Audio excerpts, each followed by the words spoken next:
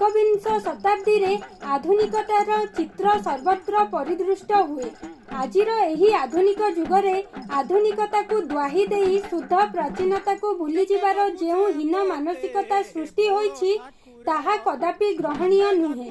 आमे माने एहा स्मरण रखिबा उचित जे आधुनिकतार प्रच्छद पटरे प्राचीनता ही दंडायमान, प्राचीनता ही नवीनतार जननी। आजिर फेसबुक यूट्यूब जुगरे प्राचीन लोककला संगीत और लोकवाद्य लुप्त प्राय। से दिनर केंदरा घुड़ुकी घुमुरा आदि लोकवाद्य आज क्वचित केउठी सुनिबाकू मिलिथाए।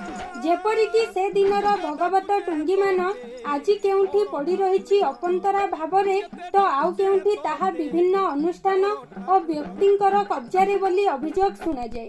भक्त कवि जगन्नाथ दासकर नवाक्षरी वृत्तरे तथा सहज सरल सावलील भाषार सेही भागवतर पंक्ति मान आज गाँ गाँ रे विस्मृत। से जहा भी हेउ आज मध्य किछि व्यक्ति विशेष प्राचीन लोक परंपरा को बंचाई रखिछंती पेटपाटना पाई। किछि व्यक्ति एगुड़िक वादन करी भिक्षावृत्ति करुथिबार देखिबाकू मिलिथाए। सेमाने हेउछंती प्रकृत कलाकार, किंतु सरकारक प्रोत्साहन अभावरु सेमाने आज सेही लोकवाद्य बजाई गाँ दांडरे बुलिथांती घर घर किछि साहाय्य भिक्षा पाई।